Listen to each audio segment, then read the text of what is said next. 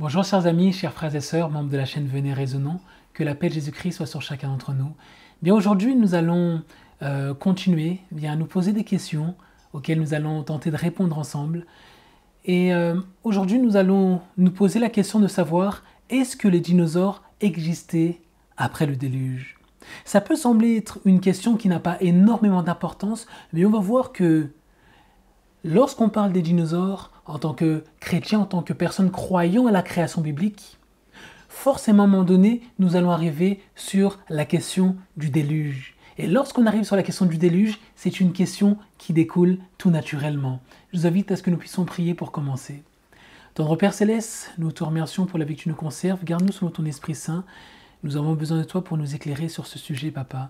Nous te remercions par avance. Amen. Donc comme je disais, lorsque on se pose la question de qu'est-ce que être un créationniste, on va se rendre compte qu'il y a une différence qui est fondamentale avec ce que croient les évolutionnistes, avec toutes ces choses qu'on nous a enseignées à l'école pendant de nombreuses années. Lorsqu'on parle de la création, donc si vous arrivez sur cette présentation et que vous n'avez pas vu les deux précédentes, ça risque d'être un peu compliqué de comprendre. Donc lorsque on pense à la création, beaucoup de chrétiens nous diront que les fossiles qui sont dans la terre, ce sont des fossiles qui ont été placés dans le sol dans le but de tester notre foi. Si vous savez, c'est une chose qu'on me disait lorsque j'étais plus jeune. Certaines personnes disent qu'ils n'ont jamais existé, mais pourtant, comme sur la photo, on voit que des fossiles très bien préservés sont encore existants et qu'on peut attester que c'est forcément le témoignage de quelque chose que l'on ne connaît plus qui a existé dans le temps. Les évolutionnistes vont nous dire que ces mêmes fossiles prouvent que les dinosaures ont vécu et sont morts il y a des milliers, voire des millions d'années. Et certains qu'on va appeler des cryptozoologues, ceux qui cherchent des traces des animaux qui ont disparu, et certaines personnes qui se qualifient comme étant des témoins oculaires de l'existence des dinosaures ont laissé des éléments qui nous permettent de croire qu'ils aient survécu, donc que les dinosaures aient survécu au déluge et que plusieurs ont été aperçus après le déluge dont nous parle la Bible. Il nous a toujours été enseigné que les dinosaures, en tout cas s'ils existaient, on peut les voir. Vous voyez, il y a une photo qui a disparu. Je suis désolé, c'était une autre photo d'un autre dinosaure. On nous dit que les dinosaures ont vécu donc pendant un temps certainement, mais que après le dinosaure, Dieu n'a pas permis qu'ils puissent exister puisqu'ils étaient beaucoup trop gros, certainement beaucoup trop agressifs suite aux paroles que Dieu a données dans le livre de Genèse à la suite du déluge. Donc certains vont nous dire c'est la raison pour laquelle ils ont forcément disparu après le déluge. Mais on va voir autre chose. La semaine dernière, on a vu que Dieu nous a dit que il a permis que tous les différents types d'animaux qui étaient sur la surface de la terre, qui respirent, puissent être sauvés dans l'arche de Noé. Donc les dinosaures font partie de la classe des reptiles. Donc si ce sont des reptiles, on sait que également les reptiles ont été sauvés. On s'est posé la question de savoir, mais comment est-ce que Noé a pu les mettre dans l'arche? On a vu, c'est une question qui peut être répondue assez simplement. Il a dû prendre certainement les plus petits, des nouveau-nés, et leur permettre de vivre une fois que le déluge s'arrête. Donc ils ont pu se reproduire sur la terre. Donc je ne vais pas reprendre tout ce qu'on a vu la semaine dernière, mais si Dieu a demandé à Noé de sauver les animaux pour l'événement du déluge qui allait avoir lieu, il a forcément pris avec lui les dinosaures qui font partie de la classe des reptiles. Donc, je voudrais commencer avec ce verset que j'apprécie beaucoup, qui nous dit « Et vous connaîtrez la vérité, et la vérité vous affranchira. » C'est le chapitre de Jean 8, verset 32. Mais vous me direz, mais Samuel, quelle est l'importance des dinosaures? En quoi la vérité sur les dinosaures peut nous affranchir?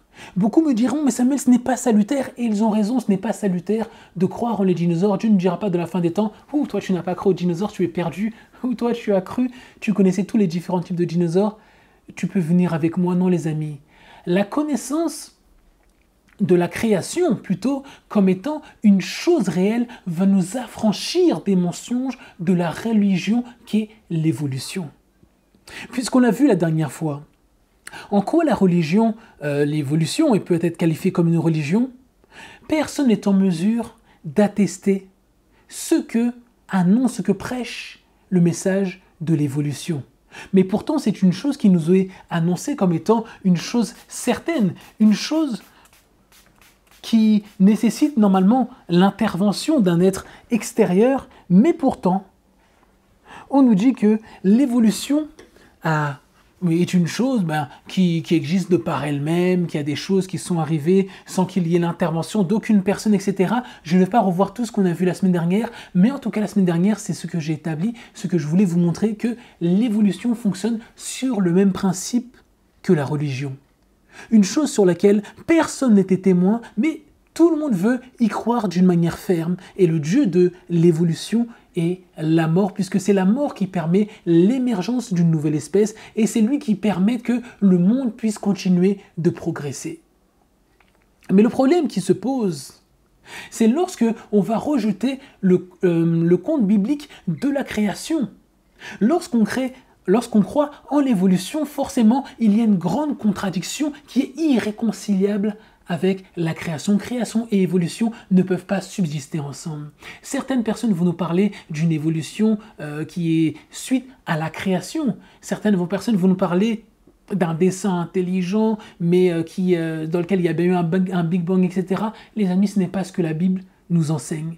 Quoi qu'on puisse nous dire, quoi qu'on puisse nous montrer, ce n'est pas dans la Bible, les amis. Dieu nous dit qu'il a créé la terre en 6 jours littéral. Et le fait que l'on puisse croire en l'évolution va forcément poser un problème à un moment donné. Le fait que Dieu ne soit pas le seul créateur, mais que le hasard peut être guidé ou orienté par Dieu et puis donner l'émergence de tout ce que l'on connaît, va forcément à un moment créer un problème. Ou le fait qu'on puisse croire en l'évolution en disant qu'il n'y ait pas de Dieu, ça va poser également un autre problème.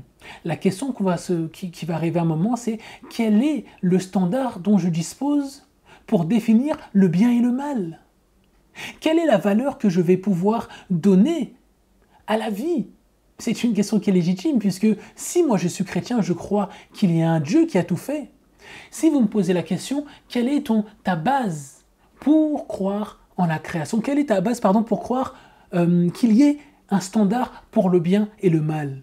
Que personne ne puisse venir aujourd'hui disant « Les gars, j'ai une nouvelle idée, on considérait que le meurtre était une mauvaise chose. Aujourd'hui, je vous dis que c'est une bonne chose. Même en dehors d'un temps de guerre, c'est une bonne chose. On va la pratiquer dans notre société. » Tout le monde me dirait « Mais tu es qui en fait pour définir que le meurtre est une chose qui est acceptable ?» Ça veut dire que si on analyse la chose, la notion de bien et de mal, c'est une chose que nous avons tous au-dedans de nous. Personne n'est venu nous enseigner de savoir que le meurtre était une chose mauvaise. Personne ne nous a enseigné non plus que le fait de torturer une personne était une chose mauvaise. Nos parents, bien sûr, vont nous inculquer des valeurs, mais on se rend compte qu'en tant qu'être humain, il n'y a rien dans l'histoire qui permet d'affirmer qu'à un moment donné, les êtres humains se sont dit « Bon les gars, il faut qu'on arrête les histoires de violence. Déjà, je définis que faire tel type d'acte, c'est de la violence. On va fonctionner différemment et on va définir ce qui est acceptable, ce qui n'est pas acceptable, et ça va devenir une chose qui est immuable. » Mais on voit que même dans les nations qui sont cannibales, on voit qu'ils ont des notions de bien et de mal. Ce qui veut dire que cela ne dépend pas forcément de la culture de laquelle on est issu, mais ce n'est plutôt quelque chose qui est inné au-dedans de nous. Donc si cette conception du bien et du mal, parce qu'on a tous une conscience, quoi qu'il arrive, la Bible nous en parle, nous avons tous une conscience, si le bien et le mal est une chose qui est répandue comme une croyance absolue au-dedans de tous les êtres humains. D'ailleurs, si je vais aux États-Unis, en Chine, ou même je vais chez les Papous Nouvelle-Guinée, les gens qui ne connaissent pas toutes les lois qu'on a chez nous, si je viens chez eux, je vole, j'ai commis un crime. Je viens chez eux, j'ai tué quelqu'un, j'ai commis un crime et je dois être puni. Donc peu importe la civilisation dans laquelle je me trouve, après on va trouver des exceptions où, de manière temporaire, les personnes au pouvoir ont légitimé la violence. Mais on voit que ce n'est pas quelque chose qui a perduré dans le temps, quelque chose qui était de manière continue, comme étant une valeur faisant partie de l'être humain. Donc à partir de ce moment-là, la question que je dois me poser, c'est qui a donné ces standards de bien et de mal? Qui, à un moment donné, a défini que cette chose est bonne, cette chose est mauvaise? Et nous, en tant que chrétiens, nous croyons que Jésus-Christ est le standard du bien et du mal, puisqu'il a parfaitement accompli la loi. Jésus-Christ correspond au standard qu'il nous a donné pour le bien. Puisque dans Jean 4, au verset 8, au verset 16, on nous dit que Dieu est amour.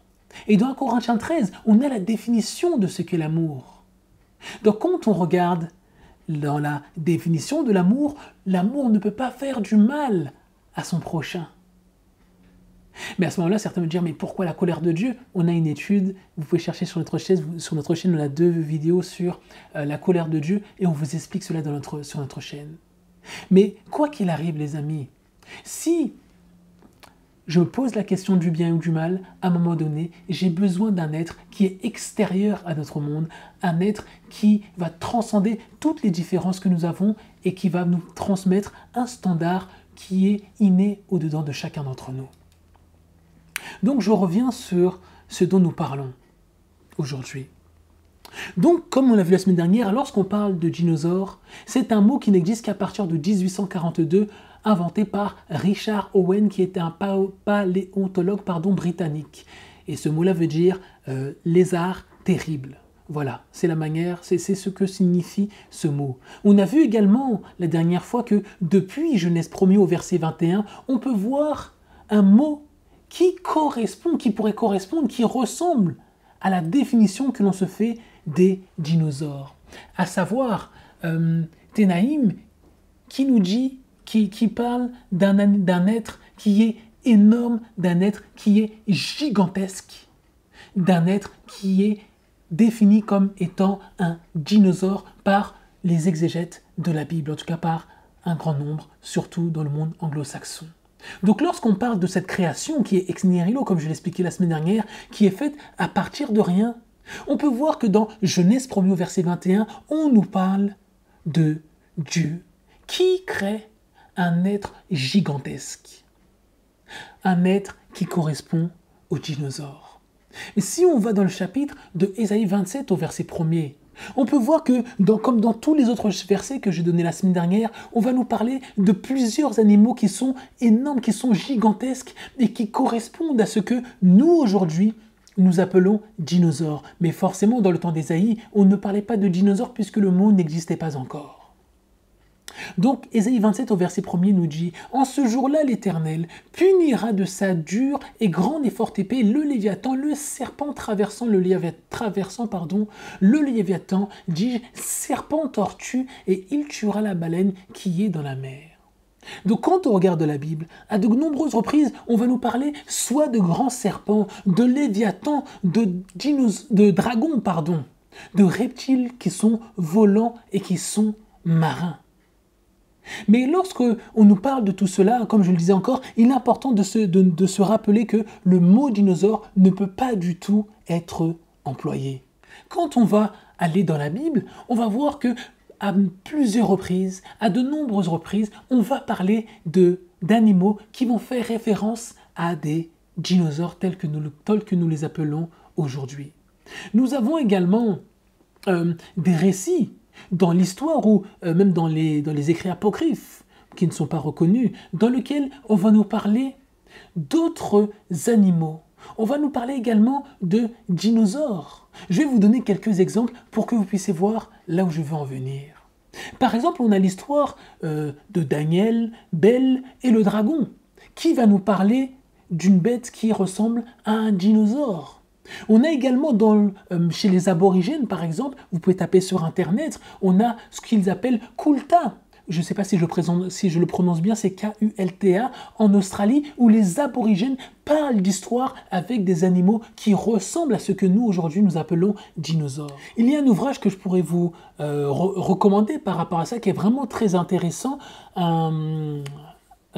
C'est un un ouvrage dans lequel un monsieur qui s'appelle Rex Gilroy, il a recueilli, il a collecté des traditions orales qui viennent du monde australien, dans lequel il montre à quel point ces personnes ont des conceptions qui ressemblent aux nôtres lorsqu'il s'agit de ce qu'on appelait dans le temps les dragons. Le livre, la revue que vous pourrez trouver, c'est dans Mysterious Australia, qui date de 1995. Si vous tapez ça sur Internet, vous trouverez la référence. Il y a encore d'autres récits qui sont extrêmement nombreux, comme celle de Saint Georges. Par exemple, au Portugal, on a cette histoire de Saint Georges qui tue un dragon qui s'appelle Coca. Vous pouvez trouver tout ça sur Internet, les amis. Est-ce que c'est le hasard que, au travers du monde entier, dans autant de pays différents qui n'ont pas de lien apparent, il y a ces mêmes histoires qui perdurent, où on a des bêtes terribles, des dragons, des bêtes volantes ou marines qui sont terrassées par les êtres humains ou qui sont même apprivoisées. Regardez, on a encore plusieurs exemples. On a l'épopée ancienne surmérienne de Gilgamesh qui rencontre un grand dinosaure et qui le tue. On a Alexandre le Grand qui a découvert que les Indiens d'Inde adoraient des reptiles géants et qu'ils les gardaient dans des grottes. Et au Xe siècle, on a cet Irlandais qui nous parle d'un dinosaure qui ressemble au stégosaure. Mais les amis, tout ça nous est rapporté avant même qu'on ait retrouvé tous ces fossiles. Est-ce que toutes ces personnes ont eu une hallucination qui était collective? Ou est-ce que ces personnes ont eu des éléments, des événements qui se sont produits après le déluge et qui ont été répertoriés tout au travers du monde? On trouve même aujourd'hui des pétroglyphes, des artefacts, comme dans la ville de Angkor Wat. Vous pouvez voir sur les murs, il y a des gravures de ce qui ressemble à des dinosaures. On peut voir que au travers du monde, il y a des milliers de légendes de personnes qui soit ont tué ou soit ont côtoyé des dinosaures, certains même qui en ont dompté. En tout cas, des dinosaures, des dragons, pardonnez-moi, parce que c'est plutôt le mot qu'ils emploient. Lorsqu'il s'agit même par exemple d'astrologie chinoise, je n'en fais pas du tout la publicité, mais c'est important de voir la manière dont ils comptent les années. Est-ce qu'il est possible que les anciens de chez eux, qui ont fait leur calendrier, aient pris 11 animaux réels et un seul animal qui était imaginaire, qui était le dragon? Vous voyez là où je veux en venir, les amis? Tout au fil de l'histoire, on retrouve dans différentes nations, dans différents peuples, des références à des dragons, à des bêtes gigantesques. Mais certains nous disent non, c'était le fruit de l'imagination, c'était du folklore ou des histoires pour enfants. Mais comment est-il possible que même dans un calendrier où ils mettent des choses sérieuses, ils mettent même des choses en rapport avec l'enfance? Lorsqu'il s'agit des dinosaures, il y a environ 16 théories sur la raison de l'extinction des dinosaures.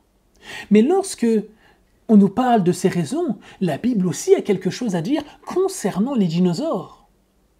Mais lorsqu'on regarde ce que nous déclarent les personnes qui ont la plupart des théories sur les dinosaures, on nous parle d'un changement climatique suite à l'extinction des dinosaures.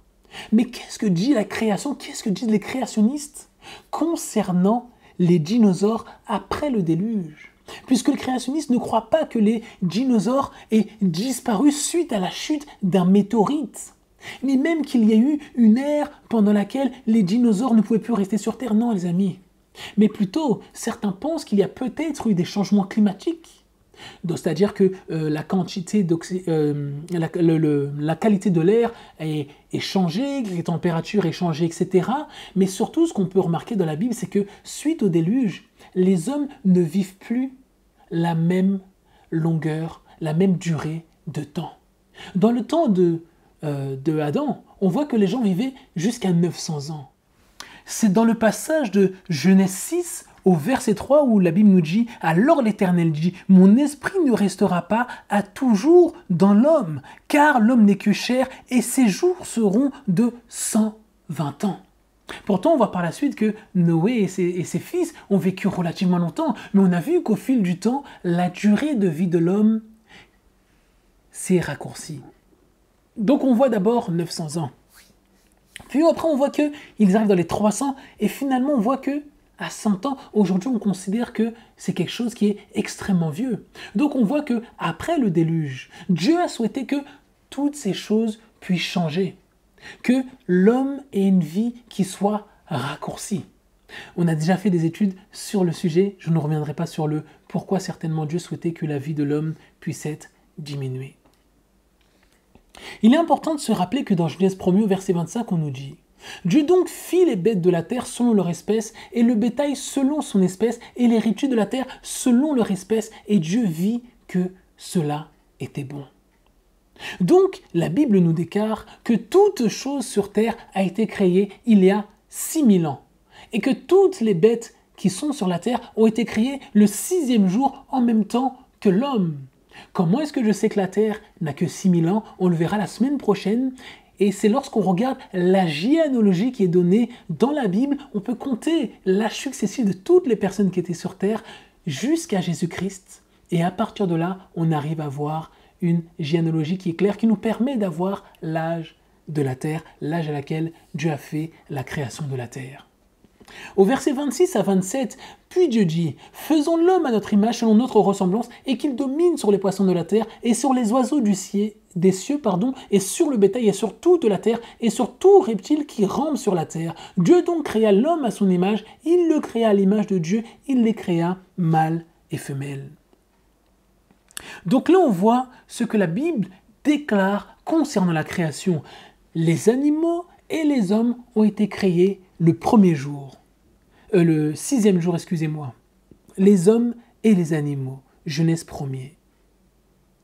Après cela, on voit que près de 1600 ans plus tard, on peut le voir à partir de Genèse 6, on voit que l'événement du déluge arrive. Et Dieu demande à Noé de créer une arche pour sauver le genre humain, mais aussi pour sauver une partie des animaux, pour sauver les animaux de telle sorte qu'ils puissent se reproduire sur terre et que la vie puisse redémarrer telle que Dieu l'avait prévu. Dans Job 40, du verset 15 à 19, on voit que, puisque cet événement est supposé se passer, en tout cas c'est ce que la plupart des personnes pensent, après le déluge. D'ailleurs, beaucoup de personnes, puisque c'est ce que je voyais, certains étudiants, personnes qui enseignent l'archéologie biblique, pensent que le livre de Job a été écrit peu de temps après le déluge. On ne pourra pas dire avec certitude. Mais on va lire ce passage de Job 40 et après je vais vous donner quelques commentaires par rapport à ce passage. Donc Job 40, versets 15 à 19.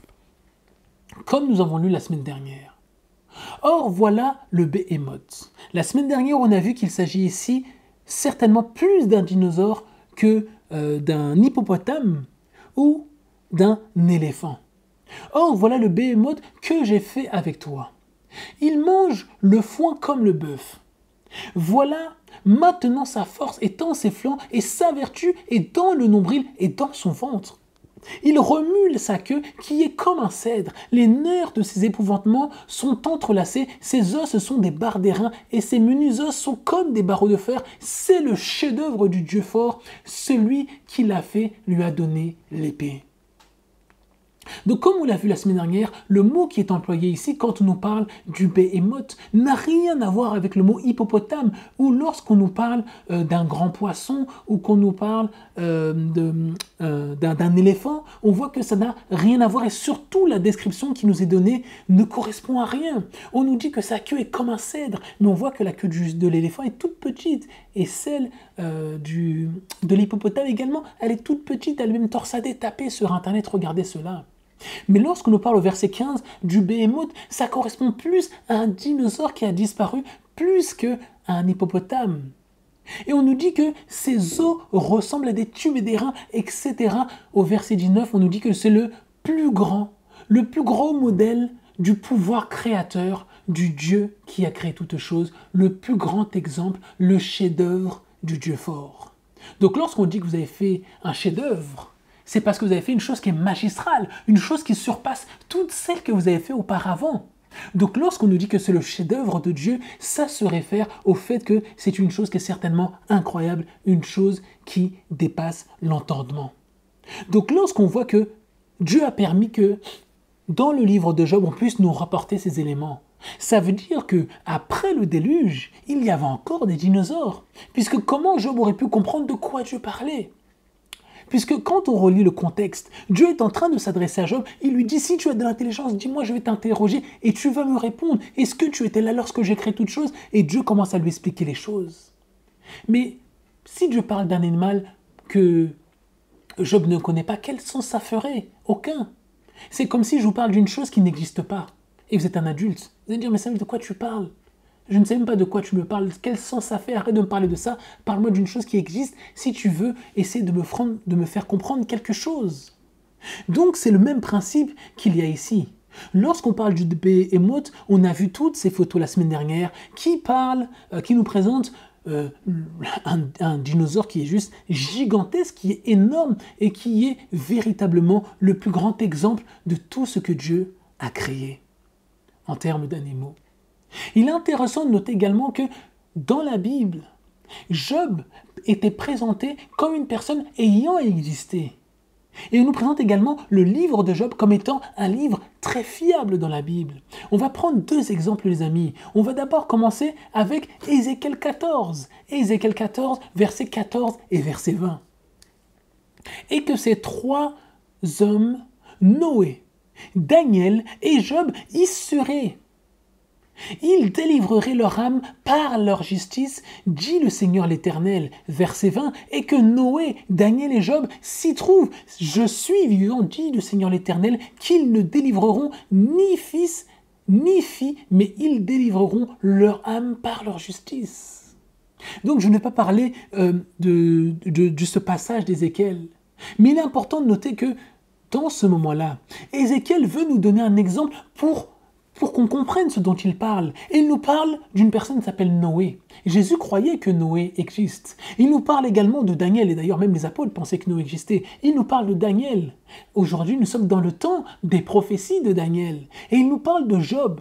Quel sens ça ferait s'il nous parlait de 2 êtres qui ont existé et d'un 3e, mais qui n'a pas existé? Ça n'aurait aucun sens. C'est comme si je vous parle de, je ne sais pas, Macron, je vous parlais de Joe Biden et je vous parle de Batman. Eh, mais Samuel, Batman n'existe pas, pourquoi tu parles d'un être imaginaire avec des êtres qui existent? Vous voyez ce que je veux dire?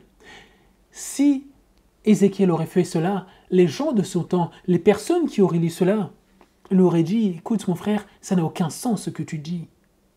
Et en plus de lui, il y a Jacques qui donnait de l'importance au livre de Job. Lisons ensemble Jacques 5 au verset 11.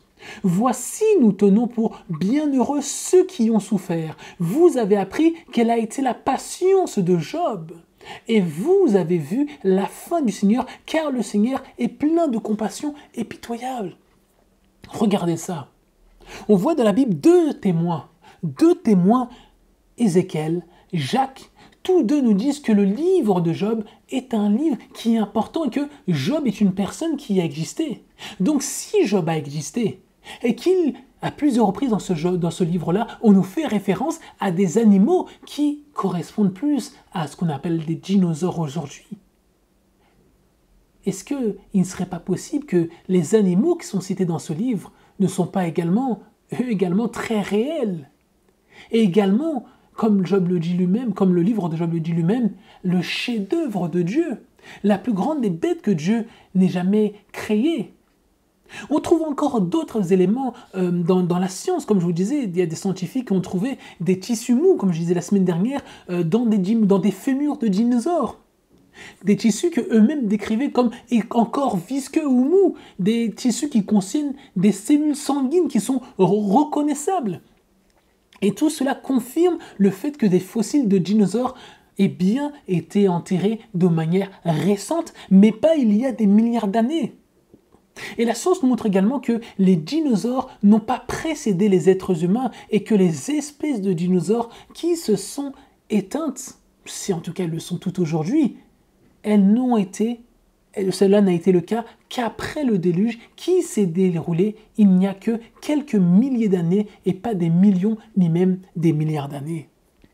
Là où je veux en venir, c'est que ces histoires, dans le monde entier, on peut voir qu'il y a également des histoires d'événements où il y a eu des inondations, qu'elles soient globales ou qu'elles soient localisées. On nous parle de tous ces éléments qui sont, en tout cas aujourd'hui on peut voir que ces éléments sont parallèles au récit biblique qui nous est donné dans le livre de Genèse. On peut voir que dans ces histoires qu'on trouve à travers le monde, il y a eu des avertissements qui ont été donnés concernant un déluge qui allait venir, que ces personnes ont construit des bateaux à l'avance et que le stockage d'animaux a été également réalisé et que l'inclusion de la famille de la personne qui a été avertie a été réalisée, sa famille a été inclue dans tout cela et que il y a eu des relâchements d'oiseaux pour voir si le niveau de la terre, le niveau de l'eau était descendu ou autre. On peut voir qu'il y a énormément de points communs avec le récit qui est donné dans la Bible. Mais on voit qu'il y a une consistance qui est énorme au travers le monde concernant des légendes d'inondation. Mais on ne parle pas de choses qui viennent que de chez nous, par exemple en Occident, ou des choses qui viendraient des Juifs en Israël. Non, les amis, on parle de choses qui viennent du monde entier, de quelque chose qui sont globales. Des personnes qui n'ont pas la même origine, des personnes qui n'ont pas la même culture, mais on retrouve les mêmes reçus. On peut voir que il y a bien sûr des changements mineurs dans ces récits, mais que la base reste, elle, inchangée. Dans tous ces récits qu'on peut trouver autour du monde, on peut trouver un récit qui est vraiment très proche de celui de la Bible, qui est celui des Babyloniens. On peut voir que il y a énormément d'éléments qui vont être similaires à ceux de la Bible. Certaines personnes vont dire que c'est normal que ça ressemble à ce qu'on peut trouver dans la Bible, mais c'est parce que les Hébreux et la Bible ont copié ce qui a été annoncé dans l'histoire des Babyloniens. Mais les amis, ce n'est pas du tout le cas. Si vous regardez par exemple les récits que vous pouvez trouver aujourd'hui, malheureusement ils ne sont qu'en anglais, vous pourrez voir qu'il y a énormément de similitudes. Vous pouvez voir que dans l'histoire de Babylone, du déluge babylonien, on nous parle du fait que le héros a pris des créatures et des semences qu'il a mis dans le bateau. Genèse 6 au verset 19 nous dit la même chose. Genèse 7 au verset 1, on nous dit que cette personne est rentrée dans l'arche et que Noé est rentré dans l'arche, et que Dieu a fermé l'arche. Genèse 7 verset 1, Genèse 7 verset 16, et on voit que dans l'histoire babylonienne, c'est la même chose. Il est rentré dans l'arche et la porte a été fermée. Genèse 8 au verset 8, on voit que Noé a envoyé d'abord un corbeau, puis après une colombe. Et on voit que dans le récit babylonien, c'est la même chose. 2 oiseaux sont envoyés de 2 types différents. Et on voit qu'il y a toutes ces répétitions qui se font au fur et à mesure. Et on voit au verset 20 que, à la fin de tout cela, Noé a construit un autel, et on voit que dans l'histoire babylonienne, c'est la même chose qui se passe. Un autel est également réalisé pour remercier Dieu. En tout cas, pour les Babyloniens, c'était leur Dieu, mais c'est la même chose que ce qui a été donné dans la Bible. Donc si on regarde les amis, on pourra voir que dans de nombreuses nations, il y a eu le récit de cet événement d'un déluge qui est arrivé de manière globale. Je vais vous donner quelques exemples. Par exemple, en Afrique, il y a plusieurs tribus qui nous parlent d'une histoire de déluge. Il y a les Kwalajeni, les Mbuti, les Maasai, les Mandons, les Yoruba, etc. En Tanzanie, je vais prendre celui-ci qui est intéressant, où il nous dit qu'il était une fois qu'à un moment donné, les rivières ont commencé à inonder la terre, que le Dieu qui était présent, qui est leur Dieu, a dit à seulement 2 personnes d'entrer dans un bateau, et il leur avait prendre avec eux beaucoup de semences et beaucoup d'animaux, de telle sorte qu'ils puissent survivre à l'inondation, et que l'eau de l'inondation a fini par recouvrir même les montagnes, et après que l'inondation s'est arrêtée, et qu'à l'issue de cela, des hommes voulaient savoir si l'eau avait séché, etc. Donc ils ont envoyé une colombe, que la colombe est revenue, et que plus tard, il a fallu qu'ils ont envoyé un faucon, mais que le faucon n'est pas revenu. Donc c'est là ils ont vu que la terre, que l'eau avait forcément coulé, que la terre était sèche. Puis on nous dit que les hommes ont quitté le bateau et qu'ils ont emmené les animaux avec eux, etc. Et les semences, et qu'ils ont recommencé le monde. On a également l'histoire de Gilgamesh. On nous parle d'un homme qui s'appelait Galganesh, qui était à Babylone, en tout cas de la région de Babylone. Il a rencontré un homme qui s'appelle Utnapishtim, qui lui a raconté une histoire incroyable, que les dieux sont venus et qu'ils ont averti ce fameux monsieur, et qu'il a dit qu'une grande inondation allait arriver, et il a ordonné à ce monsieur de créer un grand bateau, et que ce navire devait mesurer 10 douzaines de coudées, de large, de long, etc. Et que le monsieur a fait le bateau, et qu'il était supposé prendre des animaux, mâles et femelles, de toutes sortes, de toutes familles, etc. Qu'il a pris des provisions, et qu'une fois qu'il est rentré dans le navire, la pluie a commencé à être tombée de manière intense, et après, pendant 6 jours, la pluie est tombée pendant 6 jours et 6 nuits. Et finalement, les choses se sont calmées. Le navire s'est installé au sommet du mont Nissir. Et après que le bateau se soit posé là pendant 7 jours, que le monsieur il a envoyé une colombe, et que la terre n'a pas séché, donc la colombe est revenue. Et que suite à cela, il a envoyé une hirondelle, et qu'elle est revenue, et que finalement il a envoyé un corbeau, et que le corbeau n'est jamais revenu. C'est là qu'il a su que la terre était sèche. Donc ça c'est l'Odyssée de Gilgamesh, et le héros c'est Utnapishtim. Voilà, je pense bien le prononcer. Après vous avez également la même histoire par exemple qui vient de la Chine, où vous avez la famille de Fuyi, qui également a vécu un grand déluge. Et d'ailleurs, si vous parlez aux Chinois qui connaissent leur tradition, ils vous diront que tous les êtres du monde descendent de ce monsieur qui s'appelle Fuyi, de sa femme, de ses 3 fils et de ses 3 filles. En Inde, il y a encore un récit qui est similaire, où il y avait un homme qui s'appelait Manu. Donc ce Manu, il a rencontré un grand poisson, je me rappelle plus, je crois qu'il l'avait avalé, puis après il l'a recraché, mais bref, en gros, le poisson, il a grandi, le poisson, il lui a dit qu'il devait créer un bateau pour survivre à une inondation, et le bateau, finalement, a été attaché au poisson, le poisson l'a guidé pendant tout le déluge, et finalement, il est allé au sommet d'une montagne. Après, on voit d'autres histoires, par exemple, comme en Grèce, où on voit que dans le temps, bon, on ne sait pas si c'est dans le temps de l'âge d'or, etc., Zeus, il est en colère parce que les hommes sont devenus trop fiers, et ils allaient de mal en pire, et finalement il a décidé de détruire tous les êtres humains. Il y a Prométhéeus qui intervient. Bref, ils vont au sommet du mont Olympe, qui est la maison de Dieu, et ils ont un coffre de bois qui est venu se reposer sur le mont Parnassus, etc. Bref, et c'était une forme de déluge auquel ils ont survécu. En Amérique du Nord, il y a encore d'autres histoires, comme par exemple même au Mexique, où chez les Indiens qui ont été massacrés, il y a les indigènes Toltecs qui ont des légendes similaires, où il y a une inondation, où il y a une seule famille qui a survécu. Et il y a le monsieur qui s'appelle Tapi, qui était un homme très peu, le créateur qui a dit à Tapi de créer un bateau dans lequel il allait vivre, lui et sa femme, une paire de chaque animal qui devait vivre dans l'animal.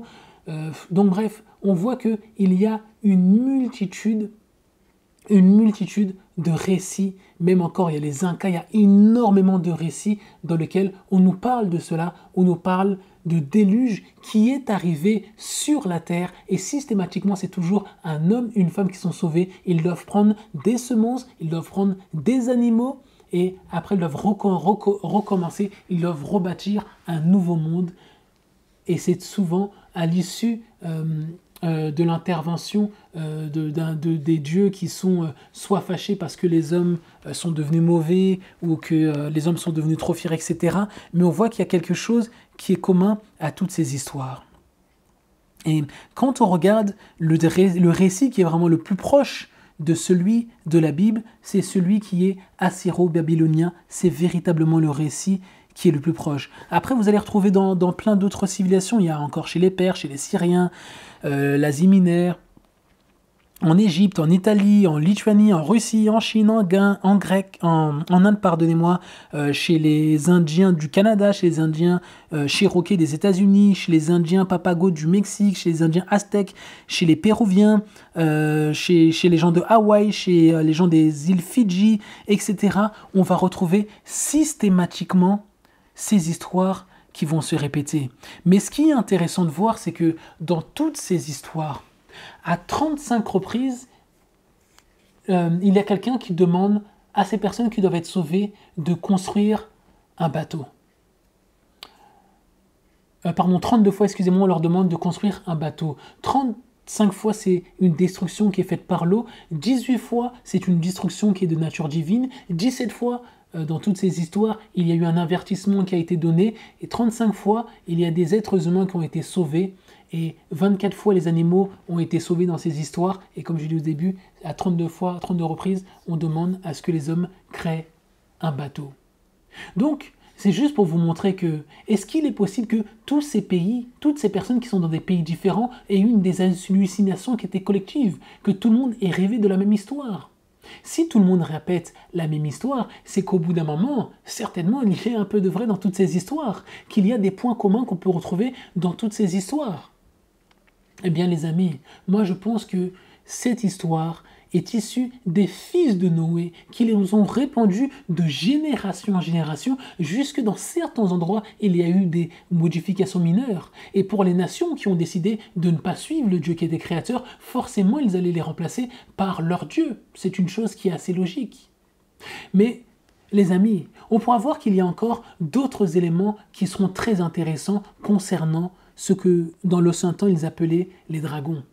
Là, vous avez une fiche qui vient d'un dictionnaire, j'ai oublié, qui date des fins des années 1800, début 1900, où on nous parle des dragons. Si vous regardez à la deuxième ligne, après le numéro 1, on nous dit que maintenant c'est quelque chose qui est très rare. Donc, vous voyez, même dans le temps où ça a été rédigé, comment est-il possible que dans un ouvrage aussi sérieux, un dictionnaire, on nous dise que c'est quelque chose qui est extrêmement rare aujourd'hui? Est-ce que cette personne était en train de nous faire une blague? Est-ce que cette personne était en train d'halluciner? Ou est-ce qu'il rendait compte d'une chose qui était connue dans ce temps, que de temps en temps, il arrivait qu'on trouve ce type d'animaux? Vous savez, il est arrivé qu'on retrouve même des fossiles de dinosaures qui étaient extrêmement bien préservés. Si vous voulez, vous pouvez rechercher celui-ci sur Internet. C'est un fossile qu'on a retrouvé il n'y a pas très longtemps, j'ai oublié, je crois que c'était en 2007. Oui, c'est ça, en 2007, un fossile de dinosaure dans lequel on a trouvé dans son estomac de la nourriture qui était encore analysable. Donc c'est vraiment juste une petite parenthèse, puisqu'on m'a demandé de donner des exemples. Si vous tapez cela sur Internet, vous arriverez à retrouver l'histoire de ce dinosaure dans lequel on a trouvé dans son ventre 48 variétés de plantes différentes, incluant des fleurs, des conifères, etc. Donc bien sûr, vous voyez, le dinosaure ressemble à de la pierre. Mais ici, il est vraiment dans un état parfait de conservation, à tel point que dans son ventre, ils ont pu récupérer sous forme de pierre de l'alimentation, mais ça veut dire que ce dinosaure a été enterré de manière très rapide, de telle sorte que ceux qui étaient dans son ventre n'avaient pas eu le temps de pourrir. Là, vous avez des exemples. On peut voir tout au long de l'histoire. Les Égyptiens, en 3800 avant Jésus-Christ, ils célèbrent la victoire du roi Namher. Et ils mettent sur la célébration d'une victoire qui était réelle pour eux, 2 dragons au long cou. Pourquoi est-ce qu'ils feraient cela s'ils n'ont jamais vu ce genre de choses? Regardez encore en Égypte, c'est une baguette où ils font de la magie avec, qui date du XIIe siècle avant Jésus-Christ, qui a été trouvée dans la tombe de Inerka, où on voit des dinosaures au centre. Regardez, des dinosaures avec un long cou encore une fois. Est-ce que toutes ces personnes ont halluciné pour qu'ils représentent tous les mêmes choses alors qu'ils viennent de pays différents? Regardez ça, c'est un seau cylindrique qu'on retrouve aujourd'hui dans le musée du Louvre, dans lequel la même chose, des dinosaures à long cou. Est-ce qu'ils ont tous halluciné? Regardez en Babylonie, qui est l'Irak actuel. On voit tout en bas à gauche un soldat américain. Et au-dessus de lui, on voit des représentations qui ont été reconstituées tout en haut. Vous voyez encore une bête similaire avec un très grand cou et une très longue queue. Est-ce que ces hommes ont tous rêvé ou inventé ces choses-là alors qu'ils étaient tous dans des pays différents et qu'ils l'ont même représenté sur les portes de leur ville? Regardez en Inde. Bon, au milieu, c'est un homme qui a fait une représentation par rapport au dessin qui était sur le mur de gauche et sur le mur de droite. En fait, le mur de gauche, c'est le zoom de ce qui était sur le mur de droite. Où on nous montre une bête qui ne ressemble qu'à ce dinosaure qui est au milieu. Est-ce que si en Inde, ils ont eu des hallucinations? Regardez au Pérou, des pierres funéraires. Ils nous montrent encore des dinosaures tels que nous les connaissons, suivant les fossiles qui ont été retrouvés. On nous donne toutes ces descriptions. Est-ce que ces personnes également ont eu des hallucinations? Regardez les Romains.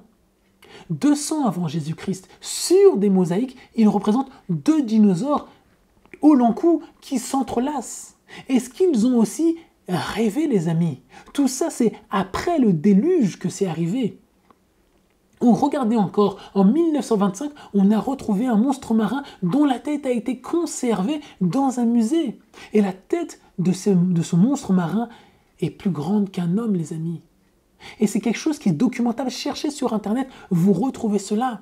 Donc après le déluge, on voit qu'il y a des choses qui ont survécu. C'est vraiment une chose qui est impressionnante. La question que moi je me suis posée, puisqu'au début je me disais non, comment c'est possible qu'on puisse retrouver? Et c'est là que je me suis dit, mais où étais-je lorsque Dieu a fait toutes ces choses? Lorsque Dieu a décidé même de faire le déluge, où étais-je? Je n'étais pas là, les amis. Donc bien entendu, je ne pourrais pas faire d'affirmation, disons la manière dont ils se sont reproduits après le déluge, comment ils ont vécu, etc. Mais on pourra avoir quelques éléments de réflexion qui vont nous amener à la conclusion que oui, les dinosaures ont existé, et oui, ils ont existé même après le déluge, puisqu'on en voit encore les représentations, on voit des documents écrits dans lesquels on nous parle de dragons, etc. On peut voir que tout au long de notre histoire moderne, on pourra retrouver des choses que l'on peut relier et que l'on pourra déclarer comme étant des dinosaures. La question qu'on va se poser, c'est mais où est-ce qu'ils sont passés? Comme je vous montrais à un moment donné dans une des diapositives, on voit qu'il y a eu un grand nombre d'histoires où on a des êtres humains qui ont chassé ces bêtes-là, qui les ont tuées. C'est pas une chose étrange. On a des espèces de lions qui ont disparu aujourd'hui à l'état sauvage, par exemple. On a énormément de bêtes qui n'existent plus dans le monde sauvage parce que les hommes les ont tuées, soit parce qu'ils voulaient leur fourrure, soit parce que c'était un acte de bravoure de tuer ces animaux-là. On a beaucoup d'exemples dans l'histoire des hommes où on voit des espèces qui se sont éteintes à cause du comportement des hommes. Donc moi, je ne serais pas surpris que les hommes aient précipité l'extinction de cette espèce, de ces espèces-là. On a aussi d'autres théories selon lesquelles l'environnement avait tellement changé que d'autres n'ont pas réussi à survivre dans ce nouvel environnement et sont mortes. Mais quoi qu'il en soit, on peut voir que ce soit dans la Bible ou des sources extérieures à la Bible, on voit qu'il y a énormément d'endroits où on nous parle du fait que les dinosaures existaient encore. La semaine dernière, j'ai lu ce passage, je vais le relire encore, 2 Pierre 3 du verset 5 à 6. Où on nous parle de personnes qui ignorent volontairement que les cieux ont été faits de toute ancienneté, que la terre est sortie de l'eau et qu'elle subsiste parmi l'eau par la parole de Dieu et que par ces choses, le monde d'alors périt étant submergé des eaux du déluge. Donc le truc, les amis, c'est que peu importe réellement en fait ce que moi je crois, ce qui est important, c'est qu'est-ce que Dieu croit lui-même, qu'est-ce que Dieu voulait nous enseigner. Dieu nous a montré qu'il y avait des bêtes énormes qui existaient avant le déluge, et que après le déluge, des bêtes encore énormes existaient. Donc, je peux essayer de nier toutes ces choses-là, les amis, ça ne changera pas la vérité que Dieu ait créé toutes ces créatures.